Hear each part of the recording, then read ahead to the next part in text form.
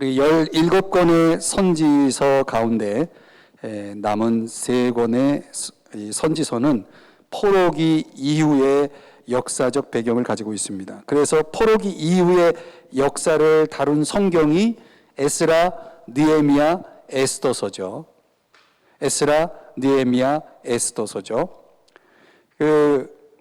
학개 선지자하고 스가랴 선지자는 에스라 성경, 에스라 1장에서 6장 사이에 어떤 사건이 있냐면, 성전 건축을 하다가, 에스라서를 여러분이 성경을 읽어보면 아시겠지만은 성전 건축을 하다가 중단이 되죠.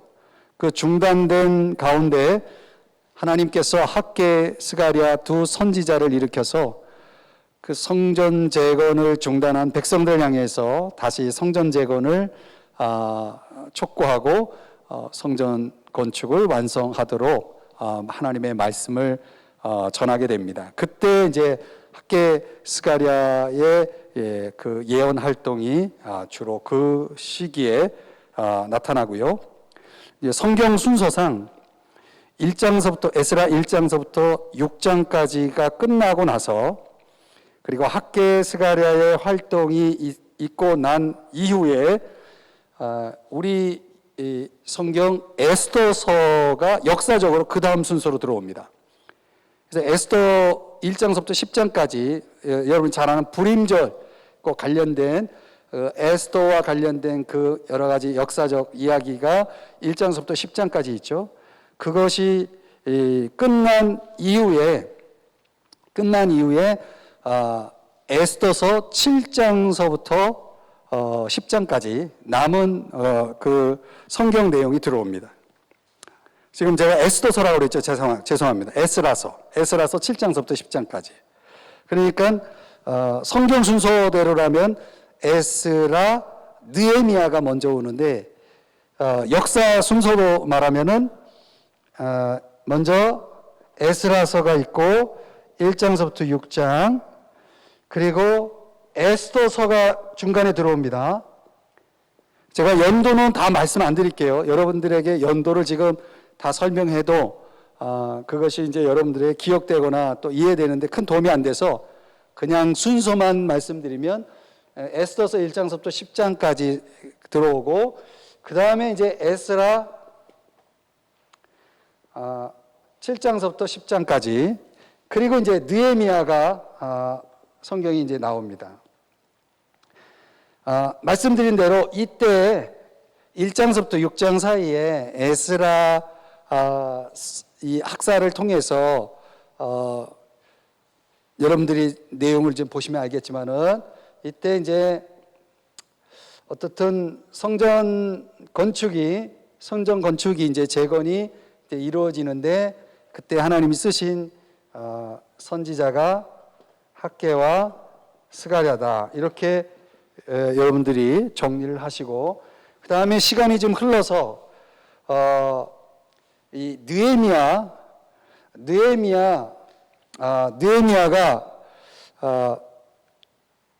뭘 했죠? 여러분이 잘 아는 거죠. 성전이 아니라 성벽이죠. 성벽 재건을 마친 다음에 그 바벨론으로 잠시 한 13년 동안 바벨론을 방문합니다. 그러니까 느헤미야 성경에는 그런 내용이 언급되어 있지 않지만 1장 그리고 이 10장 사이에, 1장서부터 10장 사이에 느헤미야가 예루살렘에 있지 않고 바벨론에 갔다가 다시 돌아옵니다. 그러니까 예루살렘에 느헤미야가 공백이 있는 기간에 말라기가 예언 활동을 합니다. 그래서 이 말라기가 1장서부터 4장이잖아요. 그 예언의 내용을 잘 들여다보면 요 느헤미야 1장서부터 10장 사이에 어떤 사건, 아주 주목할 만한 큰 사건이 하나 생기는데 그게 수문 광장에서 일어난 성경을 6시간 읽고 며칠 동안 성경을 읽고 또 듣고 배우고 그리고 대대적인 회개의 기도를 드리는 신앙 부흥의 사건이 있었어요. 느헤미야 8장 9장에서. 그리고 임을 치는 하나님 앞에 헌신하는 그런 이 헌신의 시간도 가졌고요. 근데 그게 조금 점점점 약화되면서 백성들의 마음이 변합니다. 그때 이제 하나님이 말라기 선지자를 들어 쓰셔서 그런 부분들을 이제 백성들을 향해서 말씀을 전하게 되죠. 그래서 말라기를 읽으면서 이런 배후에 성벽 재건 이후에 백성들의 마음이 아주 이렇게 변절되는 그런 그 상황에서 말라기 선지자가 예언한 내용과 성전 건축이 중단된 상태에서 하나님이 성전 건축을 완성하게 하기 위해서 사용한 이 학개 스가랴의 예언의 내용이 지금 오늘 우리가 살펴볼 세 권의 책이죠. 학개, 스가랴, 말라기가 되죠. 근데 거기에 역사서로 따지면 에스더서가 중간에 에스라 7장 앞에 순서적으로 말하면은 이 시점에 요 에스더서에 등장하는 사건들이 벌어지죠. 그러나 여러분들이 이제 이런 것들을 굳이 성경을 읽어가면서 구분할 필요 없고 전체 성경의 구성대로 여러분들이 성경을 읽어 나가면 되겠습니다. 학개, 스가랴, 말라기의 주제를 한 단어로 말하면 회복입니다. 한번 따라하십시다. 회복. 우리가 회복에 있어서 이스라엘 백성들의 회복은 그 회복의 중심은 성전 건축입니다. 우리들에게도 성전이 중요한가요? 저와 여러분에게도 성전이 중요한가요? 사실은 우리는 성전 시대가 아니잖아요. 우리는 교회 시대에 살고 있기 때문에 교회를 성전이라 말하지 않습니다. 성전이라는 단어 자체는 구약적인 용어죠. 실제로 성전이라는 용어가 붙여진 것은 솔로몬 성전부터죠. 그 솔로몬 성전 이후에 수룹바벨 성전이 세워지고 그 수룹바벨 성전이 이 지금 여러분들이 보고 있는 이 에스라서에서 건축된 수룹바벨 성전, 그 성전이 나중에 이제 예수님 시대에는 변질된 그 헤롯 성전이 또 지어지게 되는데 그것도 역시 마찬가지죠. 어떻든 이 성전의 개념이 이스라엘 백성들에게 있어서는 하나님과의 관계예요. 근데 이게 신약에 와서는 우리들에게는 우리들의 성전은 어디 있어요? 동세로 26-1에 있나요? 우리들의 성전은 어디 있어요? 네, 삼성교회. 그 성전도 그 성전이라고 말할 수 있고, 성령이 거하시는, 오늘 새벽 기도 때 제가 말씀드렸죠. 성령이 거하시는 곳이 어디예요? 우리 마음, 믿는 자들의 마음 속에. 우리 믿는 자들의 마음이 너희 안에 하나님의 성령이 거하시는 거 알지 못하느냐? 그 하나님의 성전으로 성령이 택한 곳이 우리의 마음이죠. 그래서 우리 마음에 그분이 들어오셔서 우리가 끊임없이 그분과 교제하고 그분과 올바른 관계 속에서 살아갈 수 있음은 우리의 마음에 성전이 있기 때문에 가능한 거죠. 우리는 그 마음에 임재하신 하나님을 섬기면서 살아가는, 그분과 관계하며 교제하며 살아가는 사람들이 되는 것인데, 성경 전체 사상 속에 그러나 이 성전은 너무너무 중요하고, 또 우리 마음에 자리 잡고 있는 성전은 임시적입니다.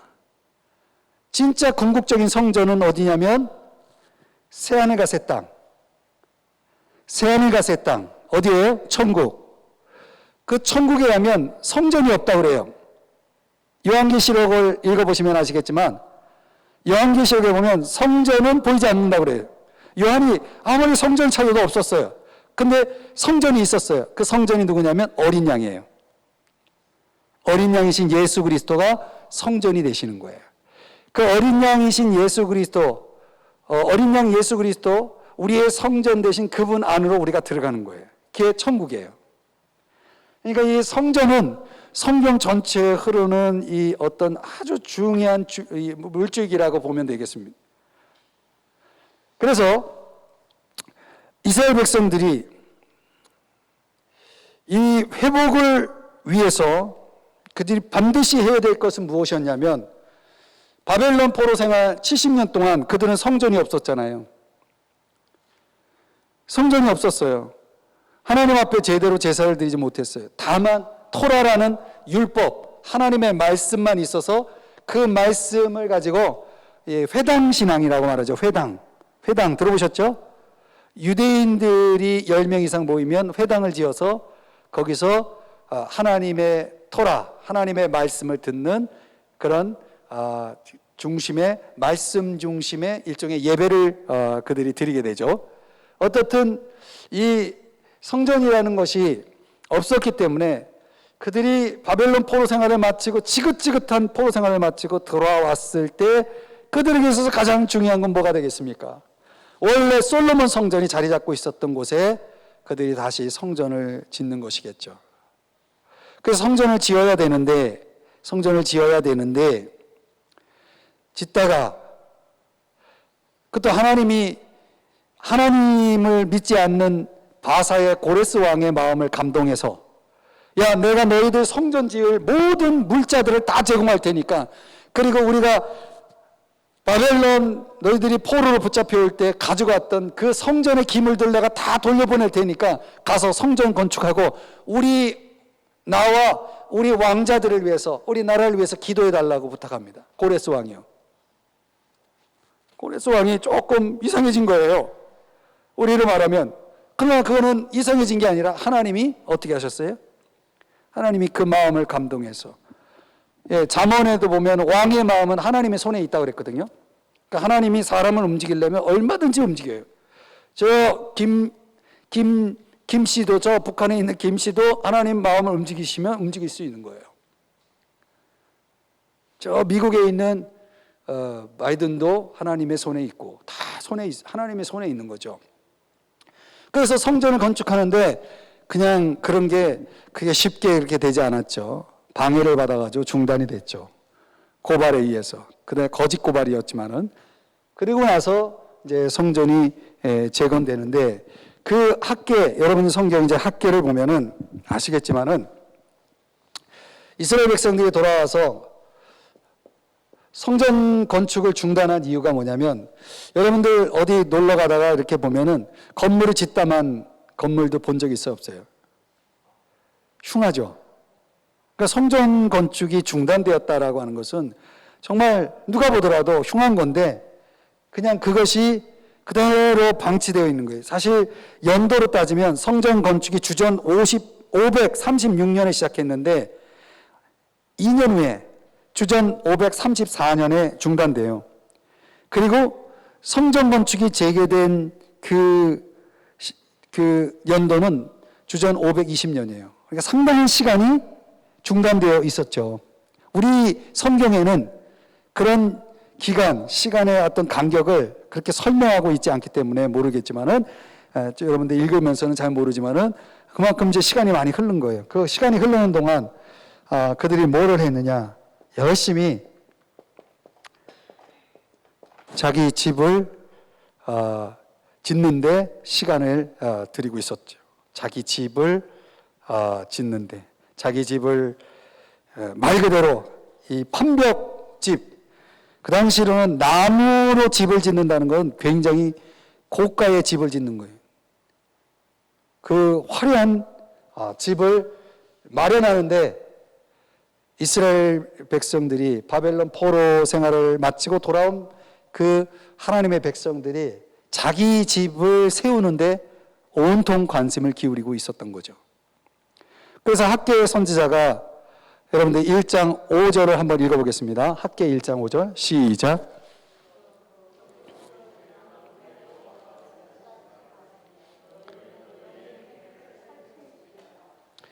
너희의 행위를 살피라라고 말하고 있는 거죠.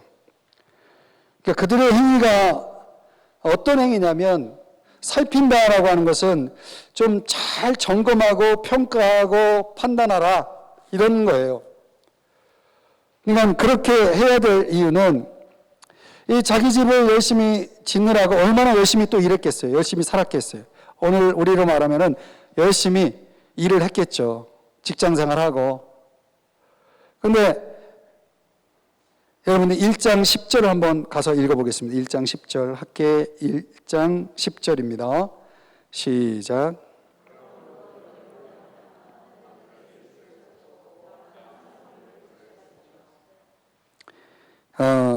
11절.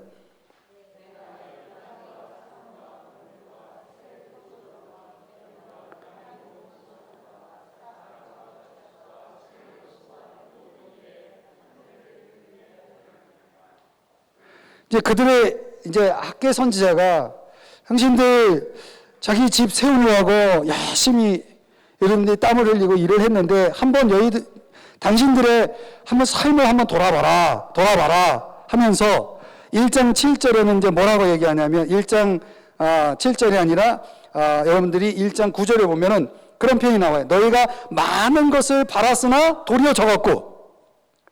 그러니까 백성들이 자기 집을 세우기 위해서 많은 것을 바라고 많은 일을 했지만 얻은 거는 적었다. 극한 가뭄과 이제 가난에 직면하게 됩니다. 이스라엘 백성들이 열심히 일한 대가가 기껏 많은 것을 바라고 일했지만은 얻은 것이 적었다. 그들이 가난에 직면하면서 깊은 절망에 이렇게 빠지게 되죠. 근데 학계 선지자가 그걸 지적해 주는 거예요. 너희들 자기 집을 완벽한 집을 만들기 위해서 그렇게 애를 썼는데 도대체 너희들 얻은 게 뭐냐? 이렇게 묻고 있는 거예요. 얻은 게 뭐냐? 그러면서 자기 현실을 직시하게 만드는 거죠. 자기 현실을 직시하게 만드는 거죠. 이게 굉장히 중요한 메시지예요. 지금 우리 시대에 필요한 메시지예요. 그러면서 하나님께서 당신들에게 한죄를 보내셨다. 한죄를 들게 했다. 그로 인해서 당신들이 얻은 것은 지금 그 상태다 말이죠. 그러니 다시 성전을 재건하라. 성전 재건으로 촉구를 하면서 그리하면 내가 뭘 하겠다라고 말하냐면 여러분들이 어디를 보시냐면 자 2장 19절을 한번 2장 19절을 보시면 거기 그러나 거기서부터 한번 읽어봅니다. 시작. 그러나 오늘부터는 내가 너희에게 복을 주리라. 복을 주리라. 복을 준다는데 왜 아멘이 없어요? 별로 복을 별로 원하지 않으시나? 그러니까 이스라엘 백성들이 성전 건축을 중단한 이유는 사마리아 사람들이 방해를 했고 고발에 의해서 그 왕이 중단 명령을 내렸기 때문이기도 하지만은 성전에 대한 기대가 없어진 거예요. 성전에 대한 기대도 없어지지, 또 수학의 실패를 거두었지. 수학의 실패라는 건 가난이 왔다는 거고요. 그러면서 관심이 어디에 있냐면 자기 집에 있는 거예요. 자기 집에 거기에 관심이 집중되다 보니 결국은 그들이 성전 건축을 중단했던 것이죠.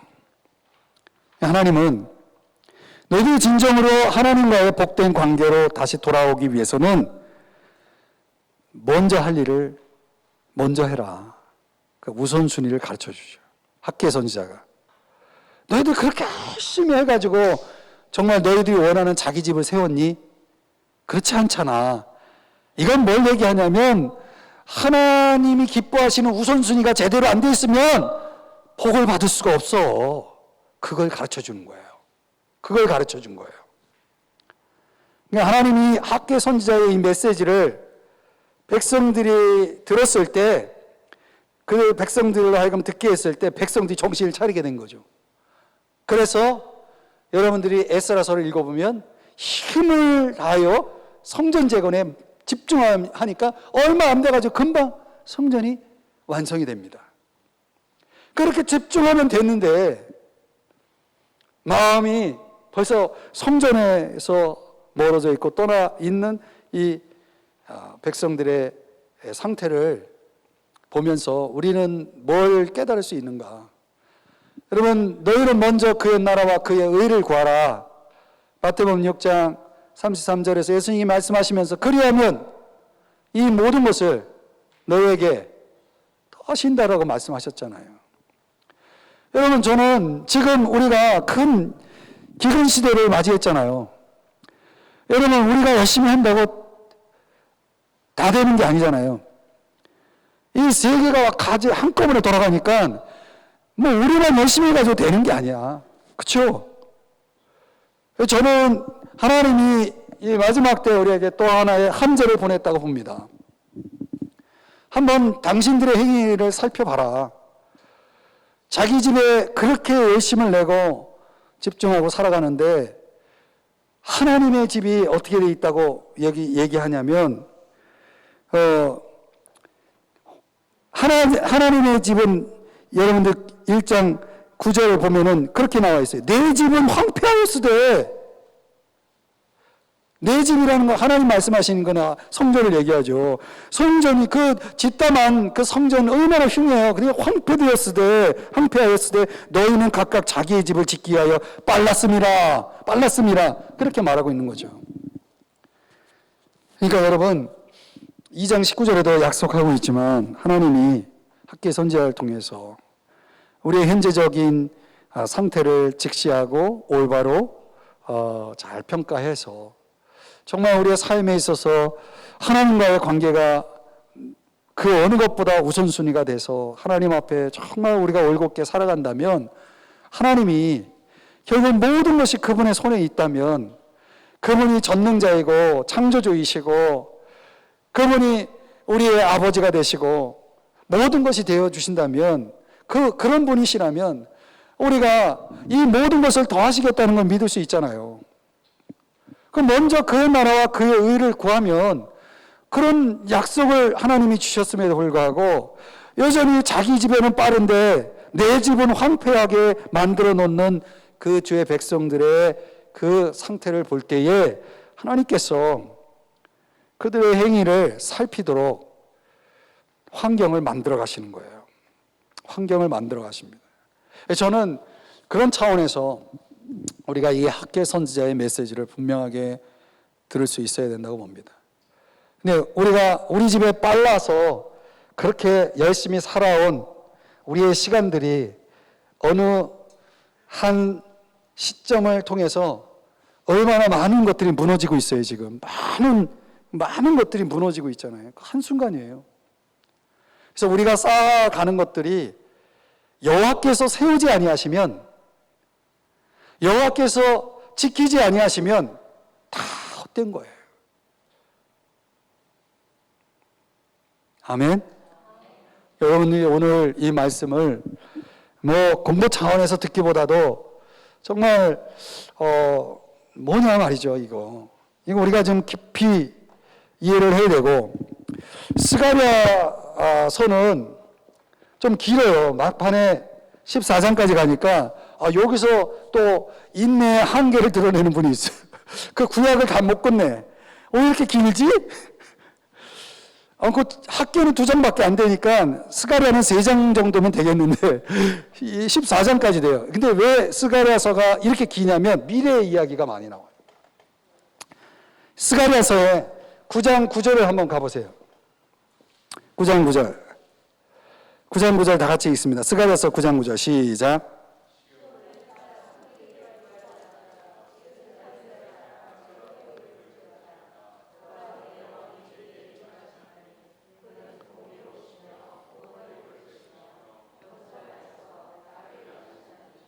어디서 많이 들어봤죠? 예.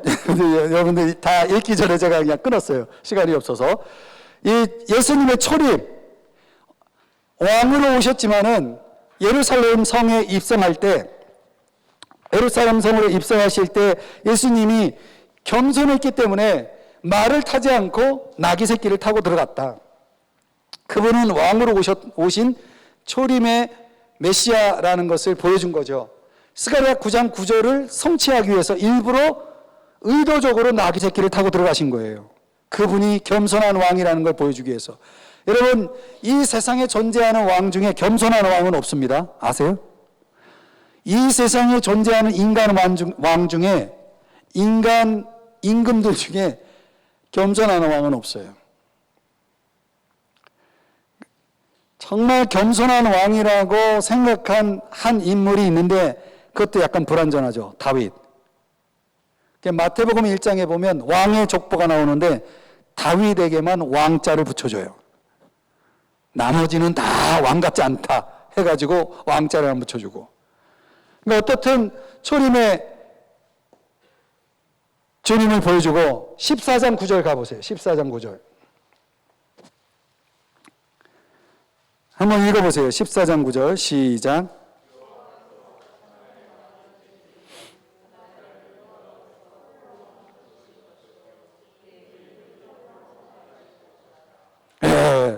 천하의 왕이 또 내려오시죠. 이분은 그냥 오시는 게 아니라 겸손해서 나귀를 타고 오실 분이 아니고 천하의 왕으로서 온 우주 만물을 다스리는 왕으로서 오시는 재림의 주님을 보여주죠.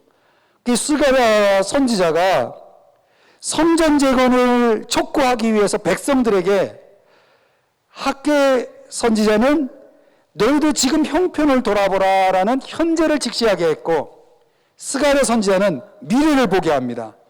너희들이 왜 성전을 재건해야 되느냐? 이거는 바로 미래에 이런 일들이 일어나기 때문에. 이런 일들이 뭐냐면 궁극적으로는 뭘 약속하고 있냐면 한 목자를 일으켜서 이스라엘의 완전한 구원을 완성해서 너희들이 지금 건축하게 될 성전에 지금 이 성전은 그림자라면 궁극적인 메시아 성전에 들어가게 될 것이다. 궁극적인 메시아 성전을 약속하면서 이스라엘 백성들로 하여금 하나님과의 올바른 관계 회복을 위해 성전 재건을 건축하게 만듭니다. 그래서 우리가 하나님 중심으로 사는 두 가지 방법이 있어요. 하나는 현재를 직시하는 거고 또 하나는 미래를 조망하는 거예요. 여러분들이 하나님과의 관계를 올바로 세워나가면서 하나님을 위해 살기를 간절히 바랄 때 두 가지가 동기부여가 되는 거예요. 내 현실을 볼 때 내가 열심히 한다고 내가 내 집을 위해서 내가 열심히 산다고 되는 게 아니다. 우선순위가 제대로 돼야 된다. 이런 거를 현재를 올바로 직시하고 깨달을 때 하나님 중심으로 살게 되는 사람이 있고, 어떤 사람은 미래를 바라보면서 그래 우리의 왕 대신 만왕의 왕, 우리의 만주의 주가 되신 그분이 오셔서 우리의 백성들을 궁극적인 구원의 성전으로, 메시아 왕국의 성전으로 우리를 이끄실 거야. 그때 모든 자들이 초막절을 지키러 경배하러 오는데 경배하지 않는 자들은 다 벌을 내릴 거야. 그래서 스가랴 14장에는 초막절 경배가 나오죠. 그런데 이런 약속들을 바라보게 하면서 하나님께서 스가랴 선지자를 통해서 백성들을 일으킵니다. 그러니까 지금 우리가 하는 일은 다 장차 그분이 이루실 구원의 약속, 그 구원의 약속 속에 들어가서 결국은 우리로 하여금 하나님께서 장차 이루실 것에 대한 소망을 갖게 함으로 인해서 저와 여러분이 현재적 성전 건축에 참여하게 만드시는 거죠. 그 현재적 성전 건축을 하나님이 기대하실 때 여러분들이 스가랴서를 보면은 4장 6절에 보면 우리가 자주 듣는 말씀 중에 이 말씀이 나오죠. 힘으로도 되지 아니하며 능으로도 되지 아니하며 오직 나의 영으로 되느니라. 그죠? 나의 영, 성령으로 되어진다. 지금 우리가 지금 현재적 성전을 건축하는 저와 여러분, 하나님의 성전을, 현재적 하나님의 성전을 건축해 나감에 있어서 하나님을 섬겨 나가는 사람들에게 필요한 것은 힘이 아니라, 능이 아니라 뭐가 필요하다? 성령이 필요하다는 걸 가르쳐 주죠. 스가랴 4장에서. 그리고 스가랴 7장 8장에서는 또 뭘 얘기하냐면, 한번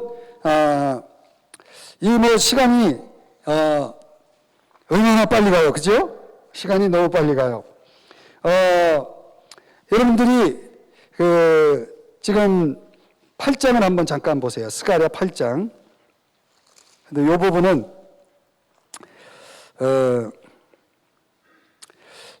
지금 8장 폈죠? 두 군데만 볼게요. 먼저 7장 5절을 한번 같이 읽어볼게요. 7장 5절. 7장 5절 먼저 읽고 그 다음에 8장을 설명드릴게요. 7장 5절 시작. 너희가 70년 동안 다섯째 달과 일곱째 달에 금식하고 애통하였거니와 그 금식이 나를 위하여 한 것이냐. 그러니까 지금 백성들이 그렇게 성전 건축을 중단하고 그렇게 자기 집에 바쁘게 살아갔던 그 사람들이 금식은 또 하고 있었어요. 우리가 일반적으로 금식은 아무나 하는 게 아니잖아요. 금식은 누가 해요? 정말 하나님 앞에 몸부림치는 사람이 금식하잖아요. 어떤 목적을 가지고 금식하잖아요. 근데 하나님이 야 너희들 그 금식 나를 위해 한 거냐? 이렇게 딱 묻고 계셔요. 모든 신앙에는 동기가 있어요. 하나님은 외모를 보지 않습니다. 우리가 어떤 걸 하든 그걸 보지 않아요. 중심을 보세요. 마음을 보세요. 너 정말 나를 위해서 한 거니? 진정한 성전 건축이라는 것은요, 참된 성전 건축은 하나님을 위한 것이어야 돼요. 압살롬이 기껏 한 게 자기 기념비를 세운 거였어요. 하나님 앞에 기도 딱 한 번 하고, 압살롬이요, 굉장한 사람이에요. 능력이 많은 사람이에요. 아주 외모가 기가 막힌 사람이에요. 오늘날은 몸짱이에요. 근데 압살롬이 하나님 앞에 기껏 기도는 딱 한 번, 그리고 자기를 위해서 살았던 사람이에요. 근데 우리가 얼마든지 하나님 안에서 그런 인생을 살아가는 사람들이 있어요. 하나님 안에서도. 하나님 안에서는 여전히 나를 위해서 살아가는, 나의 기념비를 위해 살아가는 사람들, 나를 높이기 위해 살아가는 사람들, 나의 성전을 건축하기 위해서 살아가는 사람들. 그 너가 너를 위해서 한 거냐 나를 위해서 한 거냐 묻고 있는 거죠. 그러면서 스가랴 선지자가 외친 거는 뭐냐면, 이 참된 경건에 대한 지적을 하면서, 참된 경건이라고 하는 것은 8장에 와가지고 여러분들이 몇 절, 한 절만 딱 읽어볼게요. 16절. 아니, 죄송합니다. 제가 8장 3절을 한번 읽어보겠습니다. 8장 3절. 시작. 여호와가 이같이 말하노라. 내가 시온에 돌아와 예루살렘 가운데에 거하리니 예루살렘은 진리의 성읍이라 일컫겠고, 거기까지. 그 진리의 성읍에다가 여러분 밑줄을 쳐셔야 됩니다. 그러니까 하나님께서 진정 바라시는 것이 뭐냐면, 너희들이 살아가는 삶의 현장을 진리의 성읍으로 만드는 거예요. 지금 성전 건축을 하고 있는, 성전을 재건하고 있는 예루살렘 성읍이 외형적인, 외모적인 성전, 예루살렘 성전이 세워지는 것을 하나님이 원한 게 아니고 진리의 성읍으로 세워지기를 원했던 거죠. 그 진리가 자리 잡은, 진리가 실천되는 성읍, 그게 참된 성전인데, 그 성전을 위해서 우리가 해야 될 일이 8장 20절 이하에 보면은 21절만 한번 읽어보겠습니다. 21절 시작.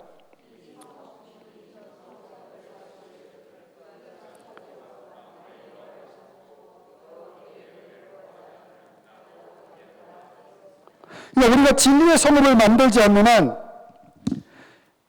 이 삼성지구를 진리의 성읍으로 만들지 않는 한, 삼성지구 안에 삼성중앙교회가 세워져 있는 것이 의미가 있냐 이런 거죠. 우리만의 성전이라는 것은 하나님의 뜻이 아니에요. 우리만의 교회라는 것은 하나님이 원하시는 게 아니라고요. 이 성읍 저 성읍에 가서 우리 하나님께 은혜를 구하자. 이건 뭘 얘기하는 거냐면 증언을 얘기해요. 증언.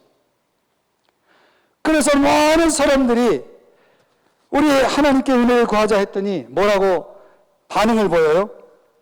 나도 가겠노라. 이게 뭐예요? 전도예요. 나도 가겠노라. 전도돼서 나오는 거예요. 그래서 여러분이 참된 성전을 건축하는 것은 건물을 짓는 게 아니고 하나님 앞에 은혜를 구하는 사람들을 더 늘려가는 것. 하나님의 은혜를 구하러 나오는 사람들을 더 많아지게 하는 것이 그게 하나님이 원하시는 성전 건축이라는 것을 보여주고 있는 것입니다. 그래서 실제로 인간이 세운 성전은 다 사라지게 되어 있습니다. 없어요. 그 외형적인 성전이라는 것은 하나님에게서는 큰 의미가 없어요. 상징이고 그림자일 뿐이죠. 그러니까 저와 여러분이 이 고난주간에 해야 할 가장 큰 고난은 뭐냐면 복음을 전하는 고난이에요. 복음을 전하는 고난 없는 신앙. 그 신앙은 엄밀한 의미에서 하나님이 원하시는 신앙이 아닌 거죠. 이제 주일날 여러분들에게 좀 설교하면서 좀 강조할 부분인데, 그래서 여러분들에게 강조하면서 촉구하고 싶은 건 그거예요. 우리가 진리의 성읍을 만들어야 됩니다. 내가 살고 있는 마을을 진리의 성읍으로 만들기 위해서는 내가 진리를 선포해야죠. 근데 진리만 가면 안 되고 여기 8장에 보면 화평이라는 단어가 나와요. 또 화평. 화평이 같이 가야 돼요. 그러니까 피스메이커, 화목하게 하는 사람, 화목하게 하는 진리와 화평이 같이 간다고 했을 때 이 진리와 화평이 모아진 게 복음이에요. 그 복음을 전하라고 하는 것이죠. 자, 그래서 이제 이렇게 해서 성전 건축을 이제 일으키죠. 학개의 스가랴 선지자가. 그런데 시간이 흘러서 그 성전 건축하면 뭐합니까? 또 성벽을 재건하면 뭐합니까? 백성들의 마음이 하나님에게 가 있질 않아요. 이런 걸 가르쳐서 뭐라고 했냐면 따라 하십시다. 변절. 너무나 많은 사람들이 변절해요. 외형적으로는 성전도 있고 성벽도 있지만 그 성전과 성벽은 누굴 위하여서 존재하는 겁니까? 하나님을 위해서 존재하는 거잖아요. 하나님이 거하실 처소로 성전이 있는 거고 그 성전을 보호하기 위해 성벽이 있는 건데 결국 하나님이 없는 성전과 성벽은 아무 의미가 없잖아요. 그런 차원에서 백성들이 궁극적으로 제사장도 타락하고, 제사장은 하나님 앞에 제물을 드릴 때 흠 없는 것을 드려야 되는데 여기저기 흠 있는 것들로 예물을 삼아서 드리면서 죄를 짓습니다. 예물로서 합당하지 않은 걸 드립니다. 백성들은 얼마나 거짓되고 부도덕하고 이런 걸로 해가지고 백성들이 또 죄를 지었습니다. 그래서 이제 하나님께서 말라기 선지자를 통해서 그들의 신앙 변절, 얼마 전까지만 해도 신앙 붕이 있었던 그들인데 그게 얼마 가지 않아가지고 이렇게 변절되어서 타락의 길로 가는 자에게 두 가지 큰 메시지를 던지는데 말라기 1장 1절에서 5절은 하나님이 너무너무 우리를 사랑하시는데 하나님이 너희들을 너무너무 사랑했는데 너희들이 하나님의 사랑을 거절했다. 이게 이제 말라기 1장의 시작이에요. 거절당한 하나님. 그렇게 사랑하시는 하나님의 그 사랑을 매몰차게 이렇게 거절해버린 백성들을 얘기하면서 그러나 하나님 포기하지 않고 그들을 향해서 은총을 계속 부어줄 것을 약속하면서 아들을 약속해. 아들을 보낼 거다. 이 아들이 누굽니까? 예수 그리스도죠. 아들을 보낼 것에 대한 이 약속을 하면서 아들 앞에 선지자 엘리야를 보낼 거다. 누구예요? 세례 요한. 엘리야를 약속하고 아들을 약속하죠. 이걸 통해서 너희들이 하나님을 경외하는 삶으로 돌아와야 된다. 그러면 내가 너희들을 치료하는 광선을 발할 것이다. 치료하는 광선을 발할 것이다. 이러면서 하나님이 이제 이 은총을 약속을 합니다. 그러면서 말라기 구약의 마지막 구절 4장 6절을 한번 읽어보세요. 말라기 4장 6절. 이제 결론입니다. 말라기 4장 6절. 다 같이 시작.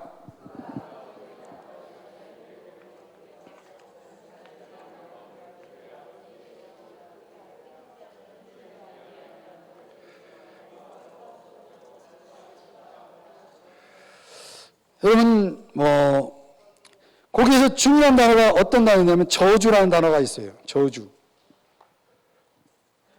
여러분, 구약의 마지막 단어가 저주예요. 그리고 400년, 약 400년의 침묵기가 흘러요. 창세기 1장 1절이 뭐예요? 창세기 1장 1절. 구약의 시작이 뭐예요? 하나님이 천지를 창조하시냐. 그렇죠? 하나님이 땅을 창조했죠. 하나님이 창조하신 땅이 구약의 시작이에요. 근데 구약의 마지막 말라기 4장 6절은 저주의 땅이에요. 이 하나님이 창조하신 땅을 저주의 땅으로 만든 게 뭐예요? 변절이에요. 우리들의 변절. 하나님이 아무리 좋은 걸 주셔도 하나님 앞에서 올바로 되어 있지 않는 인간들은 그걸 다 저주로 만들어 버릴 수 있는 능력이 있어요. 엄청난 능력이죠. 하나님의 창조의 그 아름다운, 그 화려한, 그 축복된 땅을 저주의 땅으로 만들어 버릴 수 있는 능력은 인간밖에 없어요. 다른 모든 피조물들은 절대 그런 행동을 할 수가 없어요. 그래서 이 지구상의 모든 피조물 가운데 하나님을 대항하는 유일한 존재는 인간이에요. 모든 피조물들은 다 복종하고 그들의 구속을 간절히 탄식하며 기다리지만 인간만은 여전히 하나님 앞에 대항하고 거부하고 거절하고 변절하고 살아가죠. 그 저주의 땅을 다시 희망의 땅으로 바꾸신 분이 우리 주 예수 그리스도, 이 땅에 오신 예수님이죠. 그래서 마태복음 1장 아브라함과 다윗의 자손 예수 그리스도의 계보가 시작이 되는 거죠. 그래서 우리가 이 말라기서에 보면은 여러분들 이제 여기 보면은 이제 목사님들이 말라기 이용할 때는 11절을 안 드리면 복을 못 받아요. 시험에 봐요. 하나님이 차고 넘치도록 붙지 않나 시험해 봐요 하면서 이제 11조 설교하려고 말라기서를 가지고 얘기하는데 그거는 이 말라기에서 핵심은 11조가 아니에요. 정말 하나님께서 이스라엘 백성들이 뭐 하나 한결같은 게 없어. 조금 하다가 그냥 그만두고 조금 하다가 그만두고 그렇게 마음이 쉽게 변해요. 이 변절이라는 이 문제를 다루고 있는 거예요. 변절. 결국 하나님 앞에 드려야 될 마땅한 예물도 도둑질하는 것도 다 어디서 시작된 거냐? 변절 때문에 시작된 거죠. 변절되지 않으면 그럴 수가 없어요. 우리가 하나님 앞에서 우리의 마음이 변절되지 않도록 우리의 마음을 지키는 것이 굉장히 중요해요. 내일 새벽기도 때 기도의 능력 우리가 살피는 날인데 기도의 능력 때 내가 한번 또 여러분들에게 그거 한번 좀 말씀을 좀 드릴게요. 오늘 학개, 스가랴, 말라기 이 세 권의 책을 구약의 마무리 부분이기 때문에 사실은 우리에게 크게 와닿는 메시지가 없을 것 같아 보이는 그런 내용으로 뭐 이렇게 쭉 진행되는 것 같은데 깊이 들여다보면 마태복음 1장을 맞이하기 위한 아주 중요한 준비다. 예수님을 맞이하기 위한 가장 중요한 준비를 학개, 스가랴, 말라기가 우리에게 가르쳐주고 있다, 이런 것이죠. 그래서 다시 한번 여러분들, 하나님이 우리에게 주시는 좋은 것들을 잘 간직하고 누릴 수 있는 그런 올바른 하나님과의 관계, 올바른 우선순위, 하나님 앞에 잘 세워서 먼저 할 일 먼저 하고 우리 주님 앞에 영광을 돌리면서 사시면 반드시 복을 주시고 반드시 여러분의 삶을 하나님이 책임져 주실 것을 믿으시기를 바랍니다. 기도하겠습니다.